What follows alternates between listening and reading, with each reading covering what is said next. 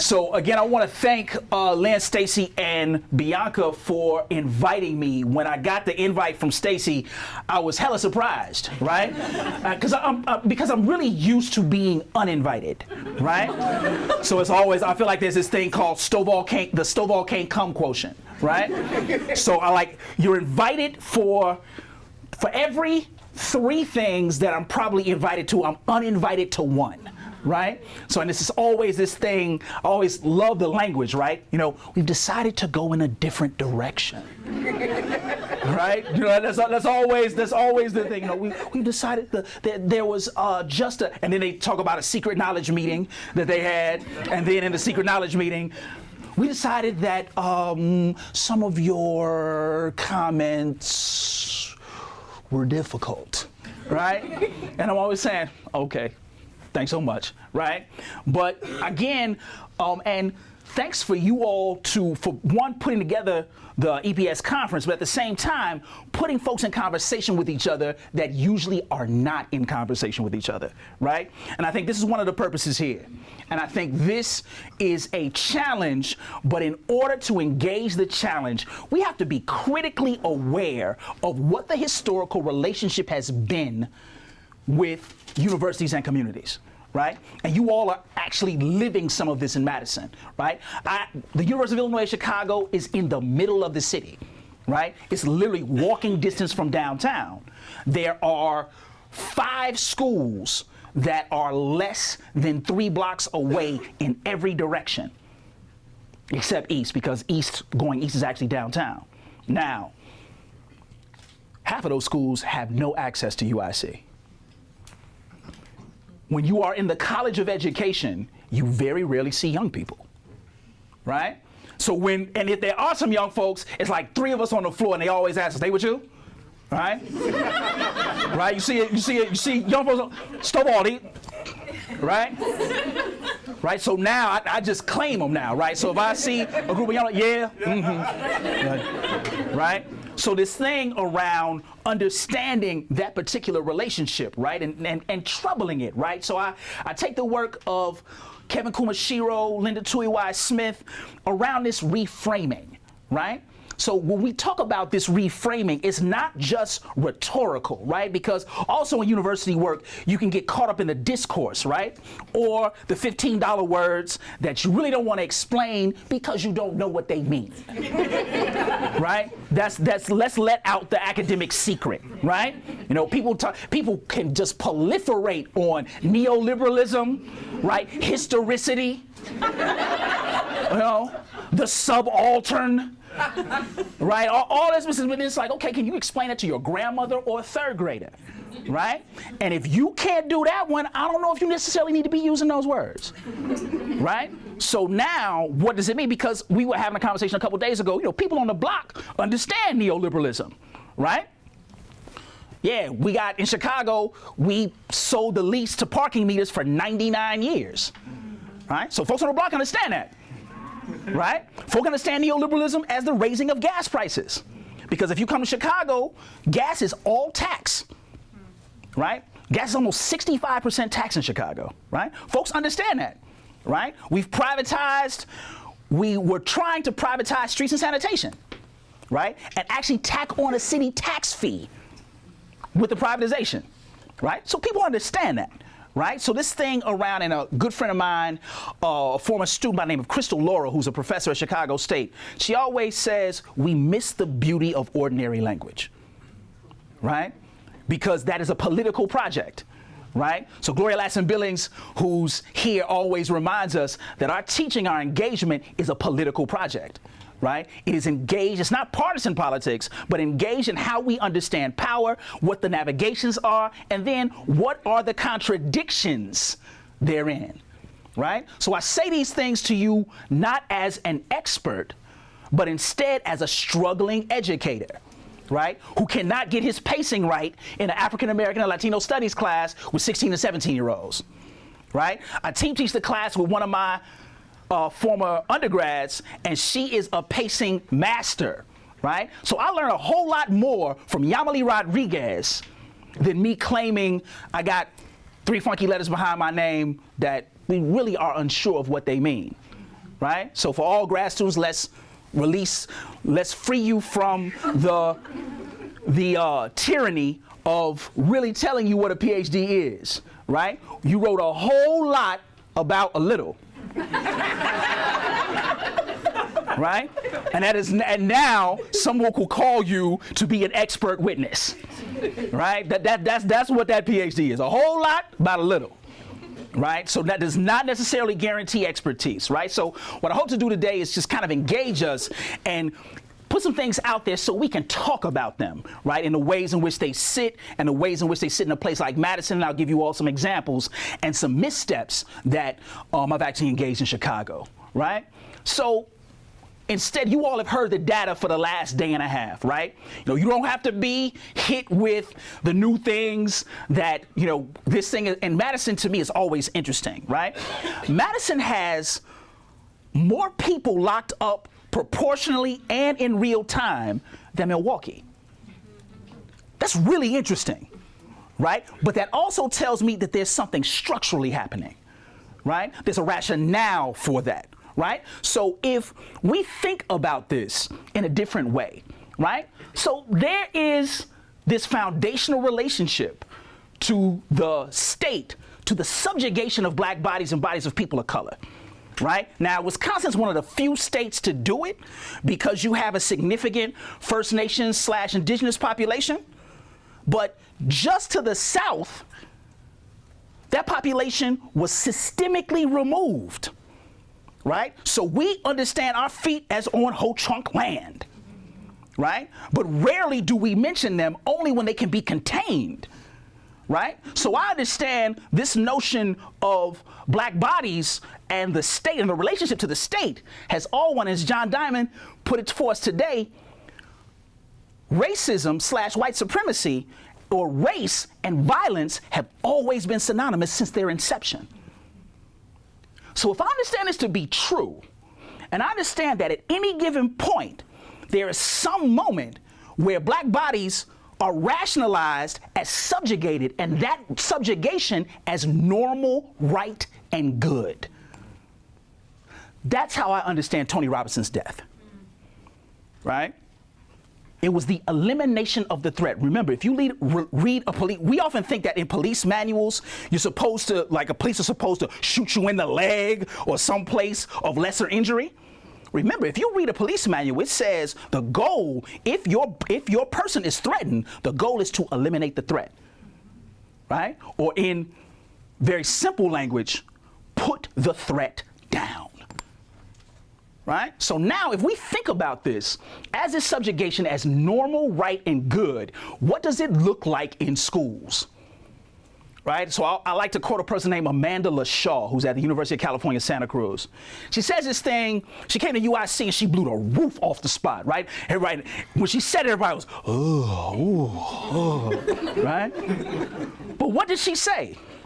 She said, every educational reform written since 1850 has been a failure according to its own language. Now, if we think about that, right?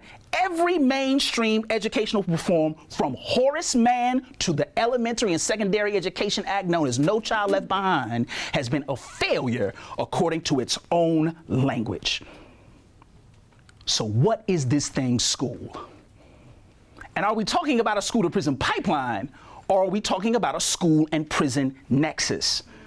These are places that don't necessarily represent pathways to each other, but mirrors of each other, right? Remember, the rules are the same. Lining up, wear a uniform, lockstep, and all punishments for lockstep. The whole is suspension. You walk through riot horses, you walk through a metal detector. Some schools do cavity searches, right? So this thing around thinking about this thing. So this last point, I started reading these, and this is always interesting to say this on tape, right? I started reading these anarchists named Fred Moten and Stefano Harney. They wrote a very interesting book called The Undercommons, right? Now, you talk about dense shit. Ooh. Right, you got to read it. You know, so some of you have had this experience with books, right? You got to read it, walk away from it, breathe for a little bit, go outside, go hang with the homies, and then now you kind of figuring with each other. Okay, do I go back to this thing? All right, right. That's how reading the undercommons is. You got to struggle with the undercommons, right? But what they talk about in undercommons is this thing called a fugitive space. Right? And I think about fugitive space very simply, right? My father will be 75 this August. He was in 3rd grade in 1948. He had 66 students in his 3rd grade classroom, right? They sat 3 to a table with a slate, right? And my father's he's the person who's always like, look, anytime somebody tells you, well, back in my day, I had 1 shoe and a shovel, right? He's like, they're lying, right? But his thing was, if you got 66 young folks in a classroom and 1 teacher, some days you're getting taught and some days it's, hey, right? So a group of women saw this dynamic and said, we're going to open our houses so folks can get the opportunity to read, right? And they were right in the Ida B. Wells homes. They called them reading houses, right? And they were just spaces where you would go and read. They had all these books. They were all teachers at a place called Oakland Elementary School. They would go into spaces, and my father would be like, man, we would be in there with older folks. So folks would be coming from work at the stockyards, sit next to me reading a book, right? We would be exchanging books. So this thing around this fugitive space is a space that is not necessarily imbued or connected to formative or formal mainstream education, but actually is connected to a purpose, a larger political project of you being able to make informed decisions. Now, this always becomes the question.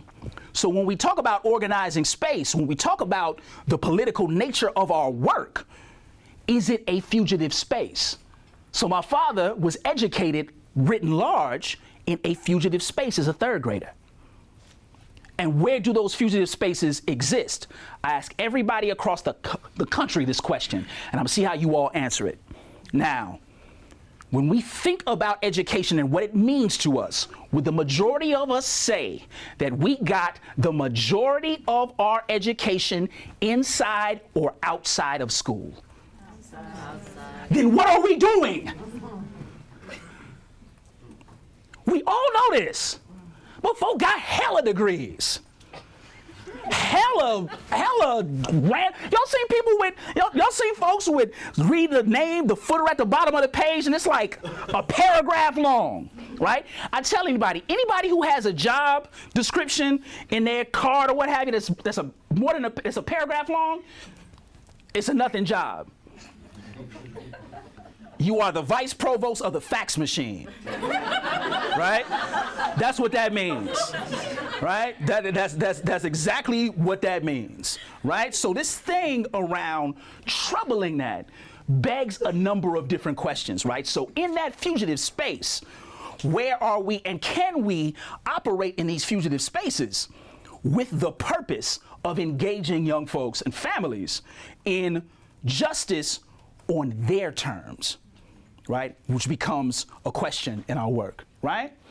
So Eve Tuck and Wayne Yang wrote this piece called Decolonization is Not a Metaphor, right? And this is kind of a thing, and I think this becomes important in a place like Wisconsin, right? Because Wayne Yang and Eve Tuck talk about decolonization as the reappropriation of land, right? So the decolonizing project, they understand it as the return of land. Right? So if we are returning land in these spaces, what does it look like? So it's not a metaphor, but it actually is an actual project. There is actual work that is being done. And if we are in schools, and if we're working in education, then now what represents that type of liberatory project that is connected to the land? Right?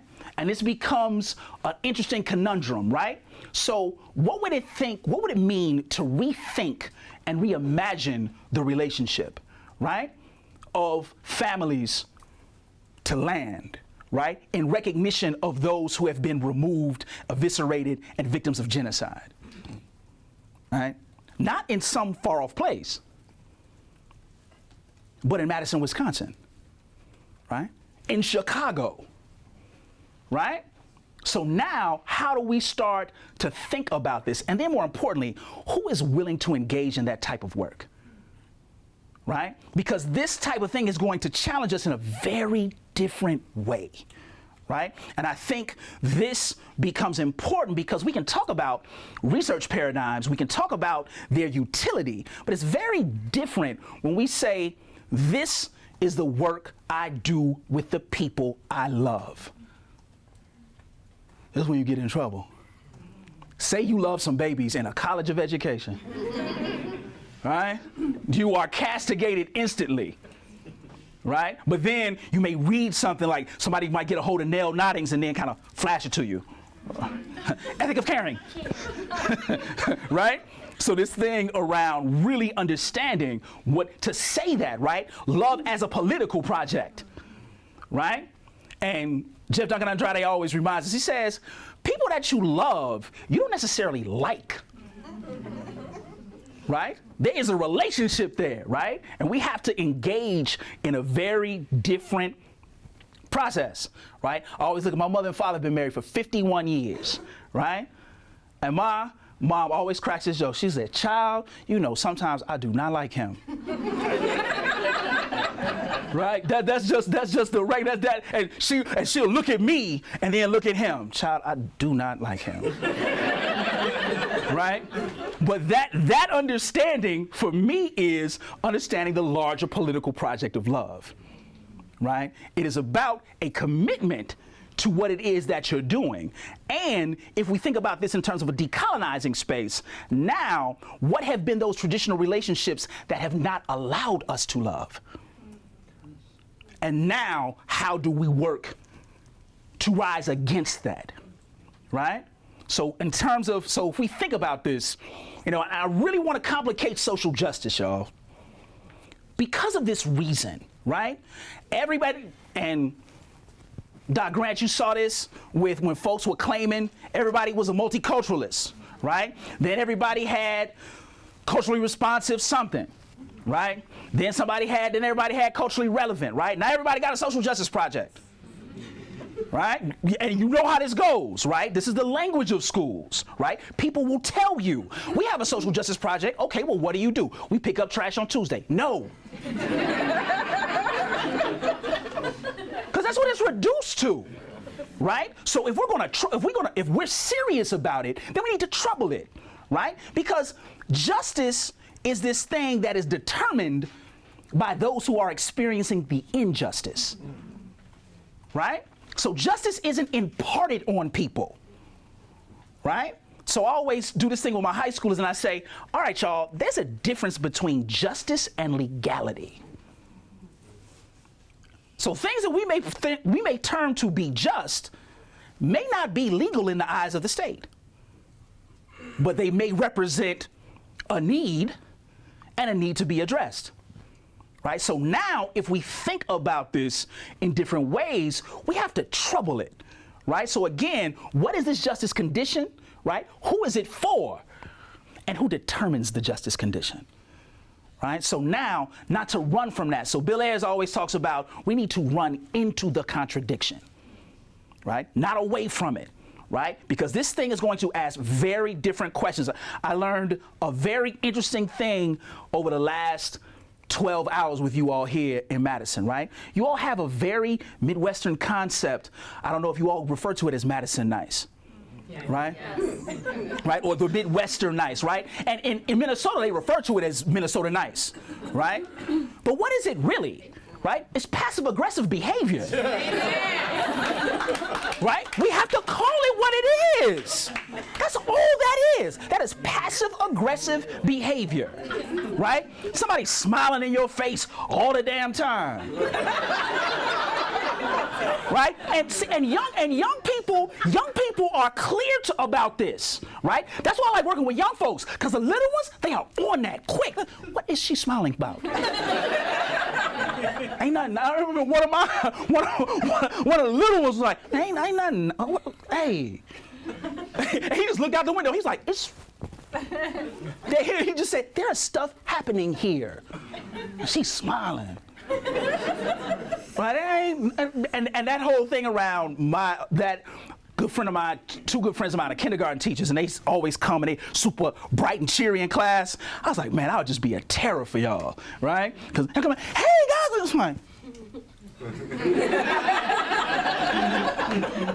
Right? Because what that really means is, because we have to think about young folks, right? If we think about the trauma of being a young person of color where your rights are very rarely recognized and castigated every day, and then we're telling them to go into a place where you are perpetually dehumanized, how are we asking them in good faith to actually submit and engage in their own subjugation and dehumanization?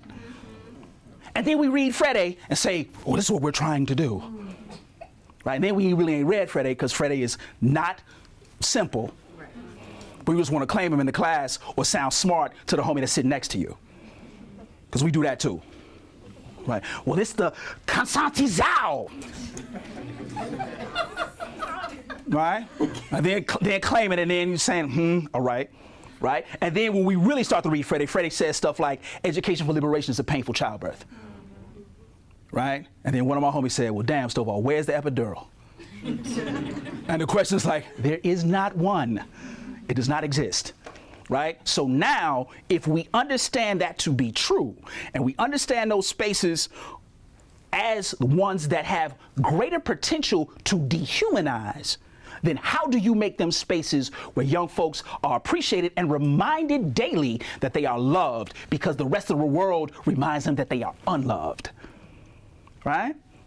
And we have to be clear about that, right? Because these things, if we're not careful, then we begin to submit to them and we begin to justify the dehumanization, right? And this becomes quite a bit, because this is the thing that actually challenges us, because a lot of times around instruction, we see how teachers are beleaguered and inundated with all of these things that have very little to do with learning, right? So much of school currently is about order and compliance, right? And it's interesting when we see this dichotomy. So you go to an affluent school and folks are not wearing uniforms in the hallway, got roving stock quotes, talking loud, right? Then you go to a Promise Academy or you go to a KIPP school, got to tell the truth, right? And now some KIPP schools won't start class if you are not standing like this. Right? You have to show your hands to begin class. So now if I don't understand that it's dehumanizing, right? And not just preparation, because that's not sending them, that's not preparing them to send them to jail.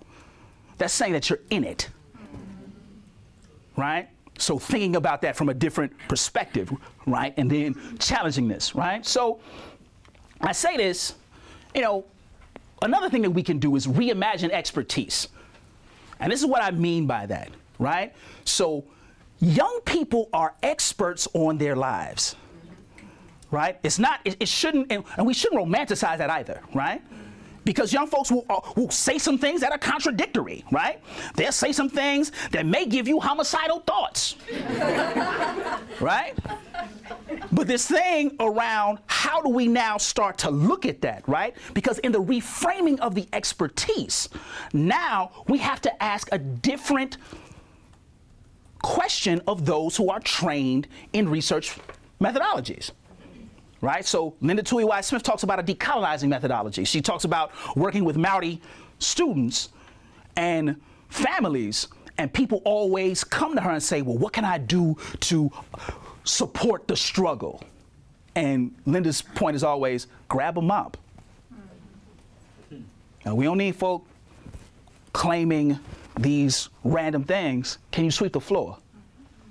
And she says, that thins the folks out real quick, right? Because who actually is down to sweep the floor? No glory box, no talk, no camera. It's just you some young folks, their families, and the work you're trying to do. Right? So now we think about that, right? So if we rearrange these spaces, right? If we start to consider how do we start to address real world issues in real time? During the conference today, I had a call this morning. There's a young woman who's trying to do a dissertation on sex education, positive sex ed. They are giving her holy hell. And guess what we know about teenagers? I mean, it is the most idiotic thing. It's like every adult just forgot that they were 16 and somebody told them that they liked them, and now all you see is the hearts, right? That's all you see, right? And for those I see the folks who work with young folks laugh because y'all see it, right? I mean, and it's subtle, right? It's everything from, the little ones, it's like the elbow rub. That's how you know folks work with young folks. You see that elbow rub. You're like, They standing real close, right? And then they stand. Then they don't want to hold. They want to hold hands. They don't want to see the folk looking at them holding hand, and they'll hold hand. And then it's funny, right? Because they think that nobody's really looking, so they try to hold hands and then turn away, right? Opposite directions, right? So you can see the hand even more, right? So this thing around thinking about that, right? So now, and just take how you all answer my question, right? If we understand that the majority of our education happens outside of school, and we know that young folks are engaging in physical activity with each other, and they're educating each other, and no one knows about the practices of their body, what's going to happen? And we see what happens. What group of young people have the highest rate of HIV/AIDS currently? Young black women, right? So now we think about this. We have to think about this in different ways, right? I always appreciate my mom. My mom, she was down with sex ed. She's like, look, you need to know, right? And being an only child, she enforced it even more. She's like, look, you by yourself. So you really need to know, right? So this thing around understanding, I mean, and me and one of her advisors are just going through all of these things and trying to make sure that we can get sanguine language so she can talk to young folks about what we know they're doing anyway, right?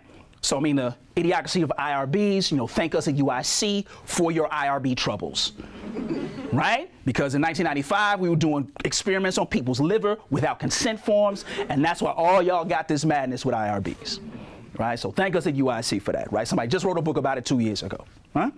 So this thing around rearranging this consideration of expertise, but also troubling the language, right? So troubling this isolating language, right? Because this thing around, I mean, even the way we talk about research, right? The research site, the research subject, right? This becomes important because now, I was talking to a couple folks last night, there's a very interesting book that James Baldwin and Margaret Mead wrote together called The Rap on Race. And in it, and Margaret Mead is an anthropologist, James Baldwin, a literary scholar, and he just says this thing to Margaret Mead. He says, Margaret, I feel like you're talking about monkeys. These are humans. These are people with dreams, aspirations, understandings, and ways in which that we can address real-world issues. They should never be dehumanized, right? But in the language of traditional mainstream research, we get this. Right? My worry is now you got a center, you got a space for folks to be, and my worry is you got a gentry of people coming with coats and notepads following babies around, right? With no explanation, right? Now they call those things child development labs. Y'all seen these things? Y'all got one right here. Put the numbers on the back. Follow them around and look at the behavior. Then you go into a room. They got cameras. They got big screens now, right? Where they discuss 321. Right? I'm saying, well, wait, what does that mean? And how do we now understand that relationship as an extension of places like the Carlisle Indian schools? or the Tuskegee experiment, right? Or the development of the birth control pill, right? So we have to be clear about this, right? And we have to ask those deeper questions that just not just trouble things for the sake of troubling them, but troubling them because someone's life is really in the balance, right? Sometimes including our own, right? So this thing around really getting some things. So now accountability is a troubling word, right? Because government officials will use it to mean something very different, right? But accountability, again, back to the ordinary language, to do what you say you're going to do, right? Or more importantly, as a group of young folks in Oakland told me, to do it when no one else is looking. Right? So now, what does it mean to follow through? What does it mean to have these spaces of accountability? How do we now begin to discuss this? So I've been using critical race theory for the last 15 years. There's a guy named Eric Yamamoto, who's a legal scholar. He said this thing that just was tattooed in my brain as a graduate student. He said we need to spend less time abstract theorizing and more time on the ground with people who are experiencing suffering, because that suffering at any given time could be our own, and it is our own.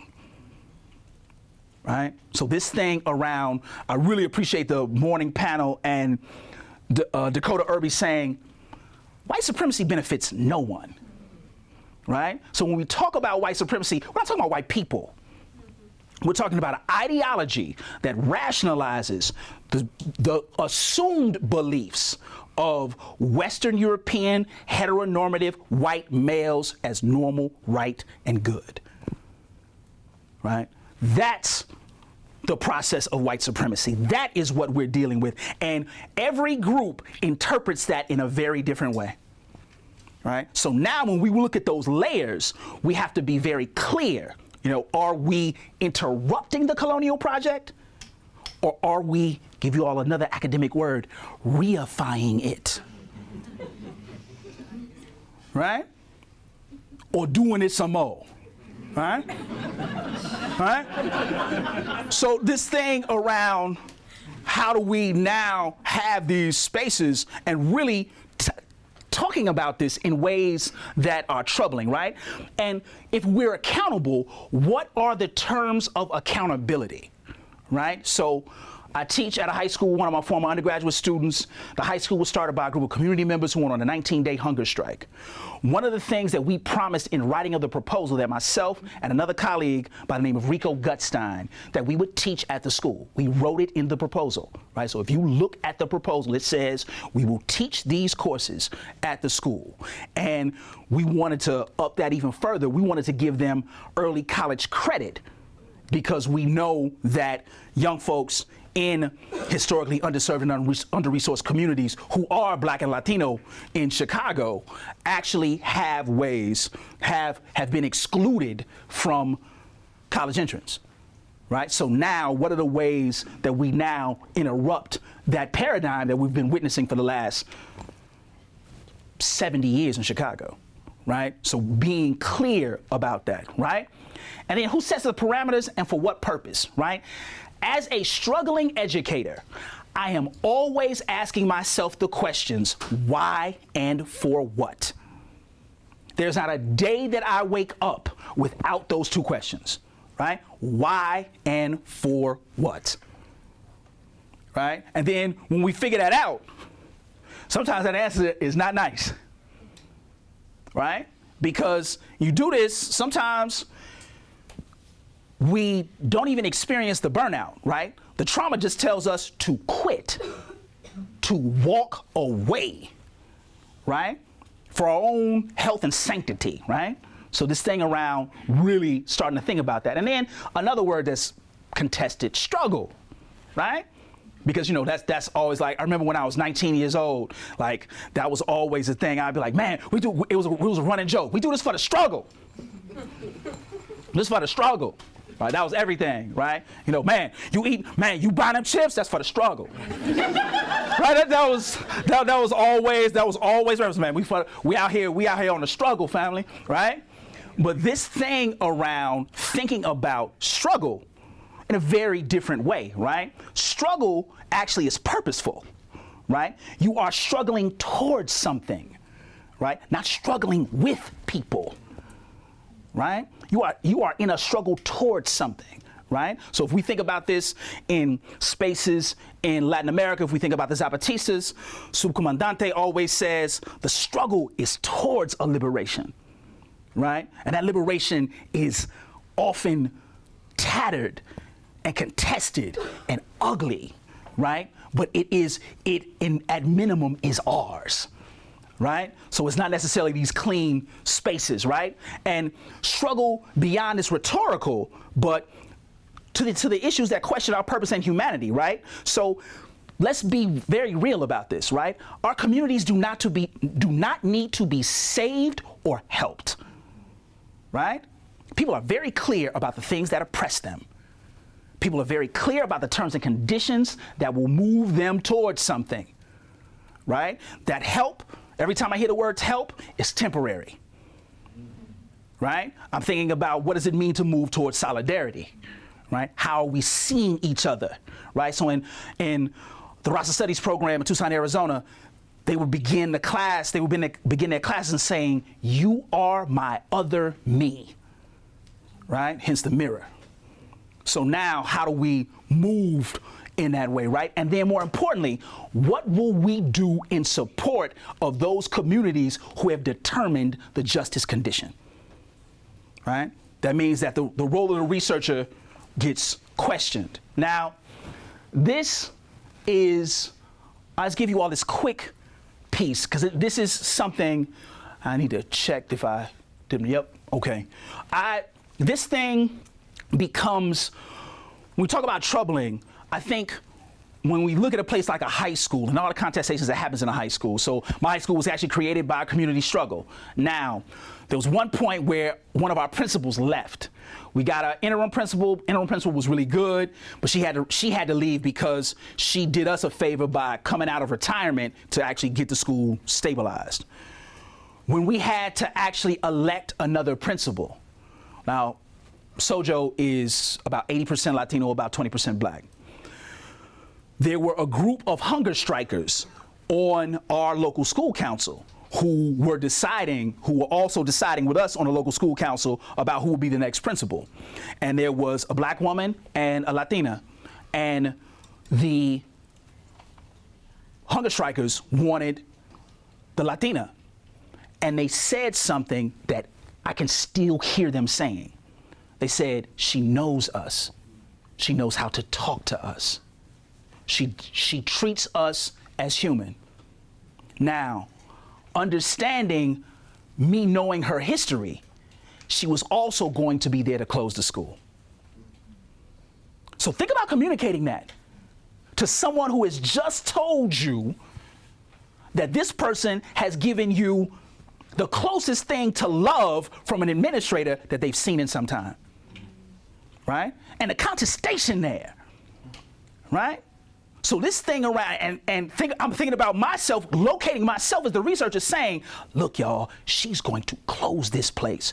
We will not exist, right? In fact, she's actually given us a window to how she's going to close the place, because when you all asked her about her plan, she had none. Now, the black woman who came had a plan. She had a history with Latino families. But at the same time, those families said, she knows where we're from. She knows how to address us. And that vote was 5-4, right? To go with the black woman. And there's still bitterness about that. Right? And there were a group of us on the council who were situated around, what does it mean we have to keep the school open? Because if we don't, if she comes in, we're closed in 12 months. Right? So this thing around thinking about what is our relationship there, because now I no longer occupy the space of researcher. I'm the volunteer social studies teacher. I wrote part of the proposal that promised that we would be there. Right? But now, in some instances, it would appear as if I violated the terms of the community. So now thinking about that in real time, right? So these types of things. So again, that question of your humanity is not something to joke with, right? Because these are people who are trying to guarantee unmitigated space where their babies can actually think and create, because that's what's being destroyed in public schools at this moment. The ability of young people to think and create, right? And now, where do we sit in attentions, right? Because in addition to this, right, and I remember the principal hiring process, and then a year after we hired the principal, they fired her 2 days before the first day of school. But to the love of the community, those same hunger strikers came right back and said, bring her back. And they brought that woman that they voted against back to the school to teach their babies. Right? So this thing around thinking about this in real time and the ways in which struggle is often conflicted, right? So this radical imaginary, right, or was Sean Ginwright and James Baldwin and Margaret Walker and Zora Neale Hurston, Toni Morrison always challenge us to do is, what is the imagining, right? And in that radical imaginary, remember, radical, if we got any botanists in here, radical just means a growth from the root, right? A radical growth is a growth from the root, right? So if we think about this radical imaginary, how we ground our work, where does it grow to, and then how are we responsible to our own self-care? Because I will say this publicly, if we do not commit to self-care, engaging in this way will kill you, right? I'll be 43 in June. I have buried over 10 people who are under the age of 50, right? From all types of ailments, whether it be severe hypertension, triple bypass,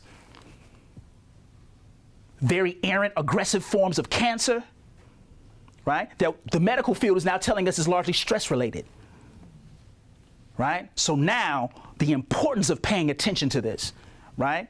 In a space of healing, right? And healing, and one of my trainers as a youth worker, a guy named G2 Brown, says, as Black people, we have not had collective time to heal. So a commitment to collectively heal allows you to do a couple of things. It allows you to understand parallel struggles. It allows you to ask deeper questions of yourself. And it allows for you to identify a community of people who will not only hold you accountable, but lift you when you are dying. Because some of these days you feel like you are dying, right? A good friend of mine, Rick Ayers, wrote a book called An Empty Seat in the Class. And this thing around, when you are in those spaces, right? And you're looking at young folks, and when they leave, you say, all right, y'all, be safe. That is a different statement, right? So this thing around really, so now how do we talk about that in the ethics of care, in an understanding, right? So I don't want to give you all gloom and doom. My fear is always y'all run out the room. Oh damn! So we all gonna die, right? Right? It's real out here, but at the same time, in recognition of that reality, now it pushes us to move a little different, right? Now, my own accountability, right? This is now. I was talking to a group of folks. I am a self-proclaimed Luddite, right? My graduate students and high schoolers and undergrads have all threatened me with creating shadow social media sites that they will run. Like, Doc, just let me do it. And look, man, they showed me a program that coordinates all of them, right? It was like, they put them all in one screen. I was like, damn, this is a whole situation, right? So what I do use is my email and a phone, right? Just to keep it simple. Right? So this is my email, right? MFS. It is a curse word that you can figure out. Because y'all, everybody was like, what is this? Right? 8837, right? It is the address of the house I grew up in, right? So the best way to remember my email address, curse at myself and remember my address. Very simple, right? Awful in all the ways, right? And again, some of our English folk, it is a mnemonic exercise, right? So skill-based development, Common Core, right? Right? So these things around thinking about it in these ways. And again, I'm not claiming any expertise. I'm not claiming answers, right? I'm this person who is struggling with others towards this liberatory project, right? That we don't know if we will see, right? But we are committed to, and we have glimpses and instances of in many different ways, right? Hopefully this is making sense to y'all. Thank y'all again for dealing with me, right?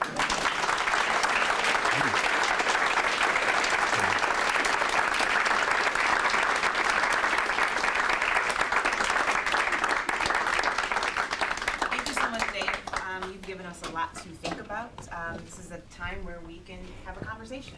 So are there questions? Are there comments? Yes. I'm thinking about the complexity that you brought to this conversation, the depth of understanding. And one of the things that I've been thinking about a lot lately is, to what extent does the struggle and the work need to be reflected when no one's looking? Right? So the whole thing, you said that, accountability, but to what extent do we, at the same time we're doing this work on the front stage, have to make sure that we have integrity on the backstage? Right. How do we, and do you think that is a fair thing to think about, or do we just do the front stage work and you talk it and do it and actually do the struggle and then go off and live our lives in all kinds of crazy ways? Or do we actually live this in a deep way? Right. You know? So I'm just wondering about that. Yeah, and thank you, John, for that question, because I think that is where we always need to take our work, right? Because and I always think about this in terms of my high schoolers, right? So if I'm talking to them about, all right, look, this is the larger project of justice, and then they see me the next day wilding, right? It makes no sense. Right? It's like, come on, man, you out here, Stovall, you out here bogus, right? You in the street, I done seen you running across the street naked, right? You know, whatever, right? Because a lot of times, and I really appreciate what you bring to that, John, because that is often what we see, right? Go to AERA.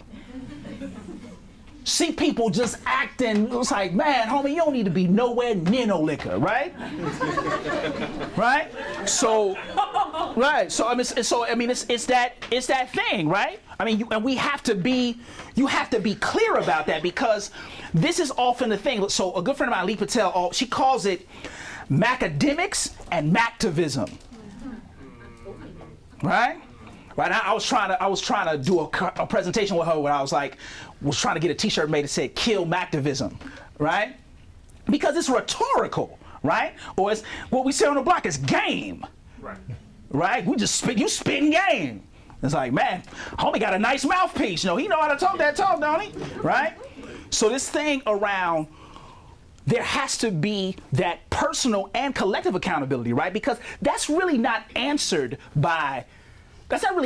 to anyone, right? That has to be internal for us, right? We have to be able to say those things, you know, when we go to sleep at night. It has to be this thing, what have I done? Have I actually committed to harmony, or have I done and extended the larger project of death and destruction?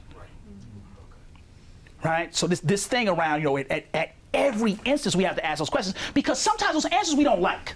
It's always contradictory. Exactly. Like always.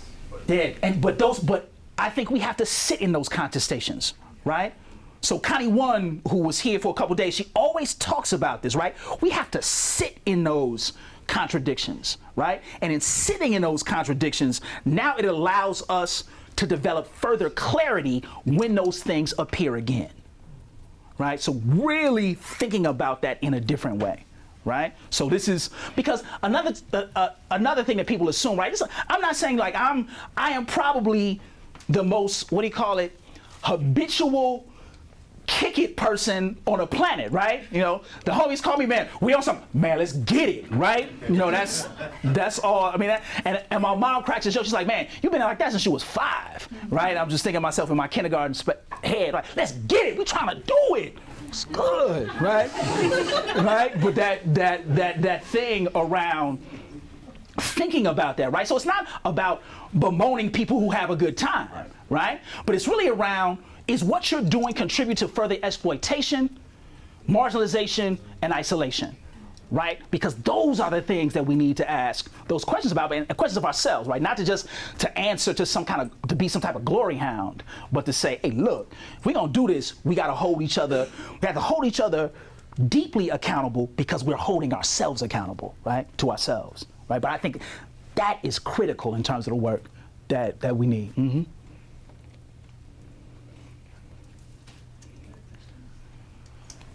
Yes, ma'am. Okay, just want to say thank you. Oh my gosh, I'm sorry. I'm so embarrassed. I'm just a humble undergraduate. I might say something stupid. Thanks, John. Mr. Diamond. So I'm a philosopher, right? So I'm laughing at all this terminology you're using, right? Because that's my whole discipline. It's a joke. So William Chambliss, who is this, you're familiar, he has this idea of this like struggle and conflict theory for legal change. And as I'm listening to this, I'm just thinking about how a person can be accountable towards solving the main contradiction when really like society and politics in general just are trying to like solve the dilemmas, right? They're trying to think, how are we going to respond to this one conflict, Tony Robinson or Ferguson in general? How are we going to respond in this one instance while still maintaining the main contradiction, never actually solving the problem? Right. And so how do you like not? It's you know what I'm saying. It's easy to get overwhelmed when you want to do this. You want to do the daily work, but at the same time, how do you like? Right. How do you not get caught up in the? I think in 2 ways. Yeah. Yeah, I think in 2 ways, because in one space, right, the daily work is taxing in and of itself, right? And we have to understand that it rests in a larger political economy, right? So another philosopher, actually Charles Mills and Debbie Pateman just wrote this piece, Contract and Domination, right? And Charles Mills actually gets the idea for the racial contract from Pateman, who wrote the gender contract, right? And what they talk about is we have to understand that these things exist in a political economy, right? So the lessons that Michael Apple was given today, right? So he goes into this thing and says, look, we need to understand that the Koch brothers even got a plan around anti-recidivism. Check that out, right? Because it's too much expenditures to states, right? So they can spend more money on bounty tissue, whatever, right? But this thing around really thinking about what, and that's where reflection, and I think that's where Freire is misread, right? Because Freire says this is where the reflection becomes so critical, right? The reflection reminds us of what it is that we are doing. It also challenges us to say that there are conflicts, and in these conflicts, do we move towards settling the conflict so we can do further work, right? And this thing around, even looking at Chambliss' stuff, right? So there's this thing around, it's almost this push and pull, right? But this thing of saying, well, what is it that we're trying to do, right? And then what are the spaces where we can, one, educate ourselves, move, and heal, right? And these things, again, there's no hard answer, there's no hard and fast answer to it, but the answer is always built with the collective of people that you're working with, right? Because if you are this lone ranger, you will last 2 seconds, right? That's always a lesson around teacher unions, right? You know, you stand up, somebody's in a room, and you got some garbage policy, and one person stands up, this is some bullshit, right? And what happens, right? You can just see, it's harder to do when 100 people stand up and say, this is some bullshit. In fact, it's such bullshit, we're going to shut it down. Right? It's a different piece, right? I always think about the kindergarten revolution. What if 35 5-year-olds just told you no? What you gonna do? You just out there bad, right? So if they decided to organize themselves and just be like, look, right now, we about to get a bathroom break. And we all going to the bathroom right now, quit playing. Ain't nobody lining up. we going.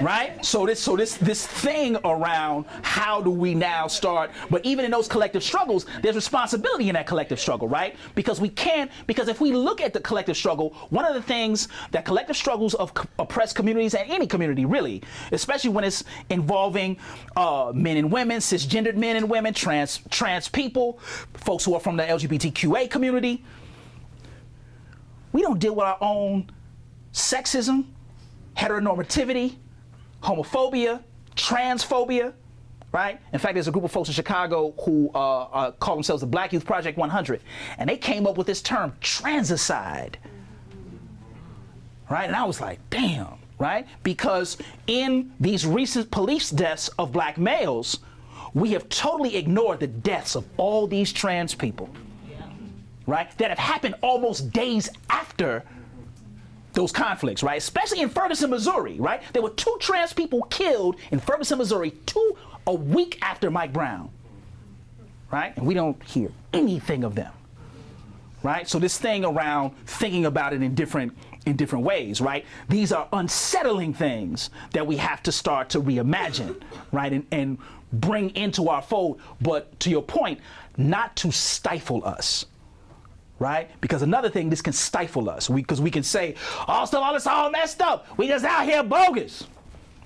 What we gonna do? That's always one of my friends that I grew up with. That's always his quote. When we see each other, he's like, what we gonna do? Right? We out here, and he's like, we out here, right? So this thing around really kind of thinking about it in that way. Mm-hmm. Yes, sir. Walter again. So from a graduate student's perspective, so I'm gonna be a little transparent without telling all my business. Look, do like the church folks say, shame the devil. So when the Tony Robinson murder happened, I found myself in a space that was I just felt like I was not myself. Mm-hmm. And I wasn't cleaning, I wasn't cooking, and I took a step back after a few days and I said, what's going on with you? And so I noticed a change in myself, and like you said before, like I felt like I was slowly dying, but I didn't know what it was about because I knew I didn't do anything. Right. And so how do you take care of yourself when this stuff just keeps happening? Right. And it's especially as a graduate student, right? We have this expectation that we're supposed to excel academically. Right. I'm here in a white space that I'm not familiar with. Right. And I have all this stuff that just keeps happening. Right. There has to, I think, 2 things, and thank you so much for sharing that because I know that is difficult, right? I think one of the most important things is to take this moment to pause, right? And to say, what is happening here? Right? And then what am I doing? And then who are the people that will support me in this larger project? Right? So when I was in graduate school, we had a pro seminar. A guy named Ralph Page told me this thing. He said, Stovall, you will need those and those like you to affirm your sanity. Right? And when he said it, I was like, damn, right? But what he meant by that was, look, you are engaged as a PhD student in an unnatural act. Let's put that on the table. Right? The unnatural act is being somewhere in some godforsaken stack, digging up stuff all wild hours of the night, and then when you start to talk to folks, you can only say hermeneutics. Right? I mean, just real talk, right? I mean, like this thing, you got Mav's law, and whoever the hell, right? And now this whole situation, and then you have to figure out, okay, wait, that's not even human, right? But where are the places that remind us of our humanity, that affirm our humanity, right? And how are we intentional about supporting them and building them, right? See, we don't think about this and this is our grandmother's wisdom, right? So if you look at all communities of color around the world, right? What does your grandmother always ask you, right? Child, you eat? Right? We think about that as so distanced, right? Right? But what she's really doing is saying, look, rest there's a gospel song called "Sit Down, Servant, and Rest a Little While." Right? I know you tired from your labor, right? So this thing around, what does it mean to rest a little while, right? And then having a space because you're engaging in conversation about what those next steps are, right? Y'all see that bit? But the thing that we confuse that with, we get together and then we engage in hella bad habits. You know, it's random. You talking and then this one person just throughout the night and then they, right? And that thing, and there's one person, then you look and you like, man, do I need to join them? Right? We never think about someone who is suffering from addiction as someone who is suffering from an illness. Right? Hence the term self-medicating. Right? So now, these things that bring out all this toxicity, right? Where are the spaces that we have relief from that, right? That will not do us further harm. Right? So in our resting, how do we now start to think about that and the ways that support that? So do not feel guilty about pausing, right? Do not feel guilty about identifying that community of folks who have demonstrated that they are supporting of your work. Do not be afraid to create them, right? So this thing around being very intentional about that, right? And these are the things that you struggle with. Like sometimes, you know, some of y'all have had this experience, you know, you working with young folks, working in community space. Y'all sit down one time in a space like this, community center, y'all all sitting in a circle and nobody says a word, right? You just looking at each other like, and you don't even, the mere fact of you being in each other's space is affirmation of humanity. Right? And then somebody says something like, damn, that shit was deep. Right? Or somebody says, oh, wait. Right? And that's affirmation, right? There's affirmation in that, right? And we don't claim those spaces of affirmation, right? We claim those spaces as being not, because this is all this stuff, going back to academia, there's all this stuff about grit. Right? So grit can become a pathology. Right? So if we don't pay attention to that, it becomes a pathology, right? And then a pathology that we're supposed to subscribe to, right? When we know that in communities that have experienced this isolation, it has always been collective support that has gotten us through. Yes. Right? So really being clear about that, right? So this kind of individualized Lone Ranger and what's wrong with them? I studied, they need to work hard. What the? And now you acting as the elders say, now you acting brand new. Right? So this thing around how do you now start to think about that and really start to understand those spaces where you are affirmed, right? Because this stuff will, I mean, all of this stuff can become dehumanizing real quick, right? I feel like Drake becomes a philosopher in terms of 0 to 100 real quick, right? I mean, it's this thing around how we understand it, right? In real ways, right? But I think those are critical in our understanding. Those are, yes, ma'am. Thanks. Thank you.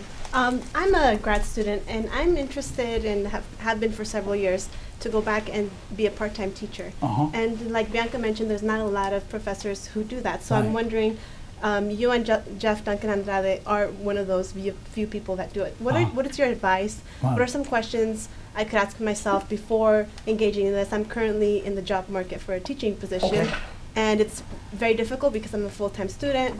So if you could speak to questions to ask, things to consider. Right.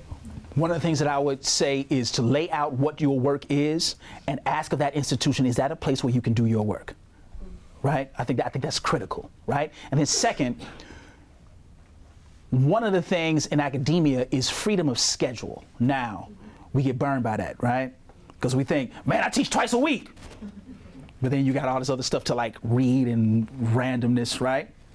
Paper grading, right? So this thing around now saying, where is and I won't use this word, y'all. I will not use work-life balance. Because see, that's the bogus workshop, right? And we want to talk about work-life balance. Not here, right? Right? So I actually started working with an instructor who practices Qigong, right? Which is the grandmother of Tai Chi. And she says, we have to be clear about the harmony of things. And in the harmony of things, it means that some things you will have to do in one way, and sometimes you'll have to give more of another thing. Sometimes you have to do things in another way. Sometimes you have to give more of that other thing, right? But we always want to be able to check for it, right? Because when we're in disharmony, now we see all the issues and concerns arise, right? So at the practical level, what would it look like, right? So for my thing, so Jeff's class, and I think this is the kind of thing that we don't talk about as much. So if you look at Jeff's class, Jeff had, think about a class with 25 young folks and 9 TAs, right, who are his teacher ed students, right? So now figure out a way to use, if you're in a teacher ed program, now use those folks in those young folks in the class space as an apprenticeship for their training, right? Another way to do it is to team teach with an existing teacher of record at that local school, right? Now, you and them have to actually be responsible for the scheduling of things, right? So how my stuff works now. So now I have in my head, just as you asked the question, I have in my head, I have to teach the unit on NAFTA and CAFTA on the 24th, right? That's how my head works, right? So this thing around what is the scheduling, right, and that you actually engage, right? But don't give a whole lot to the university per se, because the other thing that they'll say, and they think they're doing you a favor, it'll never get you tenure. Something like a dance, it'll never get you tenure, it'll never get you tenure. It's like a booty track, right? Never get you tenure, it'll never get you tenure, it'll never get you tenure. Right, I'm ready for the right? But we have to be clear about what those spaces are, and I think really navigating what is a harmonious schedule that will allow you the space to do that, right? Because once they figure out you're doing it, it's hilarious, right? Once they figure out to do it, everybody's gonna want to claim you. Oh, do you know that she teaches? That's almost like you're doing interpretive dance, right? Do you know that she teaches? Right? So yeah, but that thing around really being clear, and those are the research sites, but you have to reframe the research, right? So you have to talk about that differently. You have to really be clear about that for what, right? So there's a kind of an age-old secret. Sonia Nieto always talks about this. There's an education historian that we never really recognize as a long-time high school teacher, and he very rarely talks about it. His name is David Tyack. Yeah? Tyack would teach high school. I think Tyack taught high school for 20 years, right? He would get a situation where he would go and he would like teach a couple periods or what have you, and he kept his teaching credential all throughout his tenure as a professor, right? But that was his way of navigating it, right? He never told anybody, because he was like, look, I don't want, and he would say something like, I don't want them all up in my stuff, right? But this thing around how he navigated it. But I think that those types of spaces around being very clear about that schedule, being very clear about the people that you team with, and then if you are using students, then it should be for their apprenticeship and training them for their own reflection about teaching. Because that's what Jeff and now Patrick Kamayan, Yolanda Majors, who's up at University of Minnesota, she does similar work, right? Don Sawyer, Jason Irizarry, they all do similar work. We've been trying to figure out a way to collectivize ourselves in terms of folks who do that type of work. Mm-hmm. Mm-hmm. Hi, I have a question. So I'm Ashley again. I'm sorry for the awkward introduction. I get like starstruck when I meet like academics and stuff. Don't. But anyway, I work on campus. Well, I'm a graduate student. I work on campus. A couple jobs advising undergraduates of color, and so I'm just curious, like, since you are really engaged with still working with students in the community, like how you connect with them and like how you honestly like uplift them. Because in my conversations, a lot of times students have told me like, honestly, I feel like another N-word on this campus. This place is not built for me. This place is not made for me. Like, and just a plethora of things that I've heard from them. And so this week in class, like just reading like whiteness is property, like reading all these things, it's kind of like, it really honestly put like a damper on me personally, because it's like, I want to uplift them, obviously through my work, but then when I read things that like this that have been occurring since far before I've ever been even a thought in the imagination, like, how can I do that at the same time, like, trying to uplift myself as well? Right. You know? And this is kind of the thing around collectiveness, right? Because, I mean, I think really we are not, for them to, what are the spaces that we actually affirm that they are not here by themselves, right? You know, because this thing around, because there's this moment, right? I mean, let's keep it 1,000%, right? If you have not had a fuck grad school moment, you are not human. Like you have literally been like, fuck man, I'm about to knock, somebody about to get it. Real talk, let somebody run up on me, right? Because the thing is, we have to be clear about that, right? Because the space isn't designed, it's not a liberatory space, right? Nor was it intended to be, right? So now, in support of those undergrads, how do you now, in their uplift, how do you do a couple of things? One, have a space for them to actually decompress, reflect, and do some work. And then two, for yourself to have those same spaces, right? So not, and really understanding that this should be, and let's say this publicly and put it out in the ether, this should be a temporary relationship. That does not need to be 18-year graduate students. I don't care how complex your stuff is, right? You need to get on going from this place, right? This thing, there's an excellent piece that I've been trying to use. There's a woman named Ray Paris who's at Michigan State. She wrote this piece called "We Are Black Professors." It's a beautiful piece. I mean, it's a beautiful piece, right? And I tried to riff with her in terms of like saying that, you know, when your bodies are beaten, worn, and bludgeoned, look up and see yourself. Right? Not as the bludgeoned soul, right? But as the soul reaching towards freedom, right? So this thing around really thinking about that, right? And what does that look like on the ground, right? Because it's all these things, right? All this stuff that we have to deal with, right? And if we don't decompress, if we don't get it out, right, are going to come out in these strange stress-related illnesses, right? And being very clear. I mean, the National Institute of Mental Health released this report about 3-4 years ago. Faculty of color have the highest rate of self-reported mental illness. Right? And what's the one that they record the most? Depression. Right? And just like he was saying earlier, right? And this is the feeling that we have sometimes with death, right? Or confusion. We feel a part of us die. Right? So now, what is that? What is the invigoration? Who are the people that affirm this? It's no hard and fast answer, but we have to be about that business of creating those spaces, right? Because it's not just kicking it for the sake of kicking it, right? It's not about pageantry, right? This is really around healing, right? Because I don't even want to talk about it as coping mechanisms, right? Because the coping is temporary, right? What is the healing? Right? And how do we begin to get engaged in healing? Because that healing will now allow us to ask very different questions, right? In a very different way. Yes, sir. So you talked about how a lot of our education is coming from outside of school. And the brother was saying how he's going through this right now in his postgraduate school.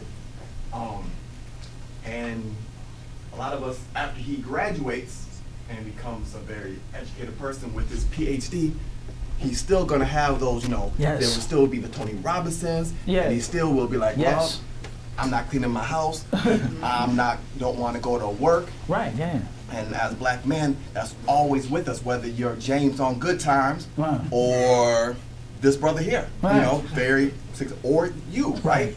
So what type of education because I would imagine that I also drive a school bus. Right, yeah. So I would imagine that these third graders that are on this bus, a lot of times feel just like you, right. You know? Yeah. So what type of education do they need to be getting in order to be true education, in order for them to be happy. The last panel that I was on, that I saw, there was this Persian woman that sat beside me, and she asked a question, and you were there.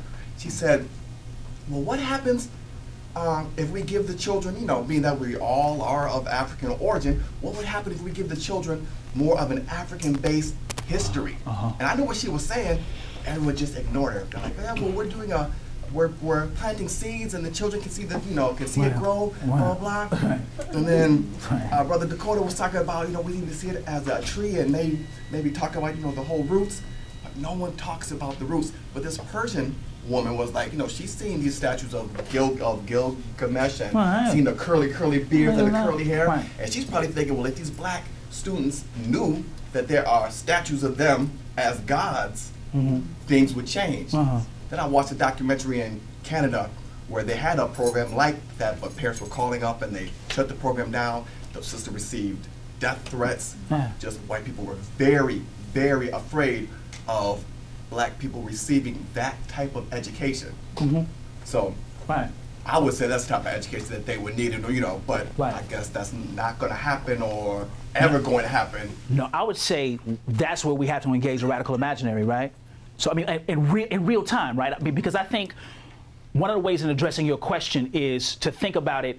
What would it mean, not just to get an African-centered form of history, but an accurate type of history, right? So if we actually centered history in some accuracy and interrogation, then you can do a couple of things, right? And that's skill development, Common Core. Right? That's when the brothers on the block became experts, Never went to school, but they would drop it. Right. And this thing around that has to be the space. So there always has to be this pairing, right? There are skills for existing in a hegemonic, patriarchal, homophobic, transphobic, marginalizing, isolating world, right? There's skills around that. But we also have to, in parallel,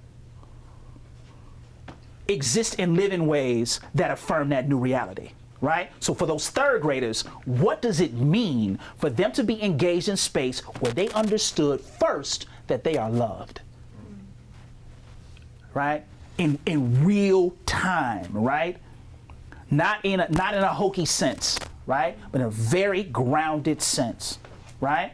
What does it mean? I used to work with a 5th grade teacher named Betty Rao. She used to line her students up every day. She would hug them. She would tell them that she loved them, and then she would also have them send a message to their homes because their grandparents were her contemporaries. Right? So she'd say, look, tell your grandmother I'm gonna be by the house. Look, take this to your grandma, because they would bring Tupperware and they're like, take this to your grandmother. Look, all right, tell your uncle, look, he was right. No, so this is a 35-year teacher, right? Somebody's taught for almost 40 years, but folks still visiting her class, folks in their mid-30s, right? Coming back, right? Or another woman, actually a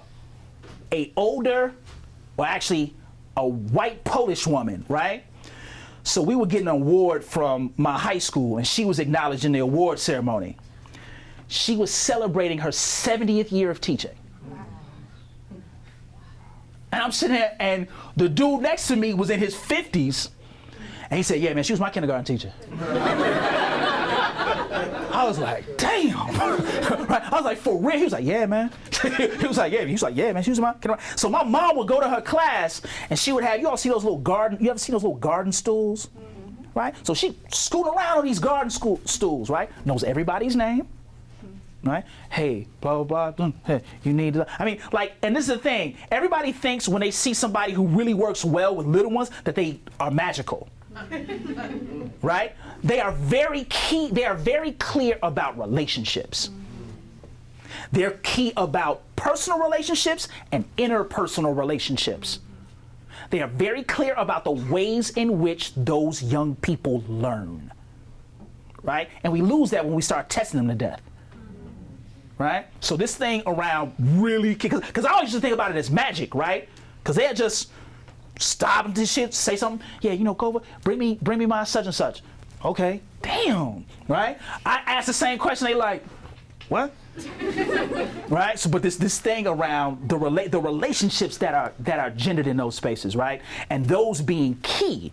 And this is kind of what becomes the antithesis of traditional research, because now traditional research tells us to distance ourselves from those relationships, right? So what does it mean to go into those spaces and ask deeper questions, right?